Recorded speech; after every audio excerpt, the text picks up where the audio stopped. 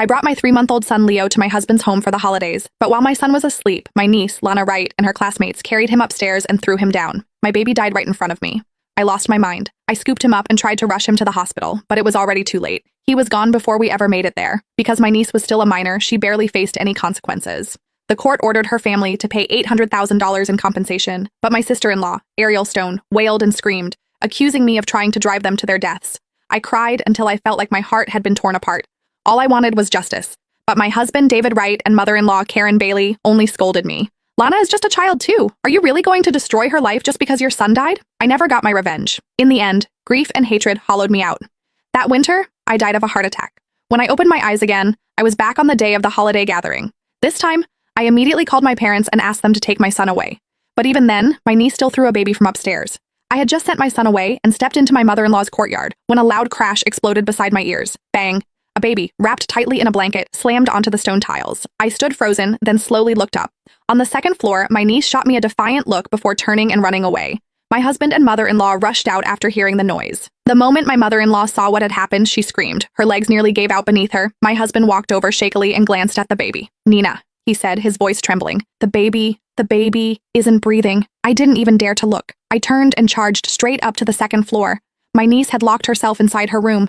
I kicked the door hard. "Lana Wright, open the door. Who did you throw down there?" There was no answer from inside the room, but I could hear my niece laughing with her classmates. "Lana, what if they call the police? My mom won't hit me, right?" "She won't. It's not like we did it on purpose. Besides, the police don't arrest minors." Their fearless words stabbed into my ears like needles. I started shaking uncontrollably. I threw all my strength into kicking that wooden door. "Get out here.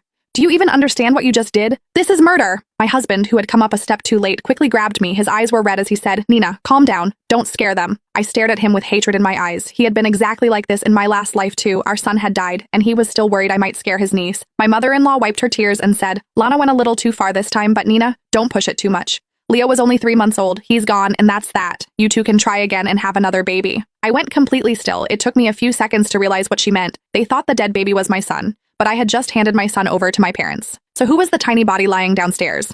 My husband came upstairs and wrapped his arms around me. "Nina, I swear I'll get justice for Leo," he said. "But Lana is still young. She doesn't know any better." Before he could finish, I shoved him away. "What do you mean she doesn't know any better? If she's that clueless, why doesn't she jump herself?" Then I grabbed a chair and smashed it hard against the door. The wooden door rattled violently, shaking so hard it felt as if the whole house was trembling with it. "Lana Wright, get out here. If you don't, I'll break this door down." Why should she get to kill someone and act like nothing happened? Even if the baby who died today wasn't mine, I was still going to get justice for him. When she saw how hard I was smashing the door, my niece shouted from inside, "Stop! If you keep hitting it, I'll jump." I was panting from the effort.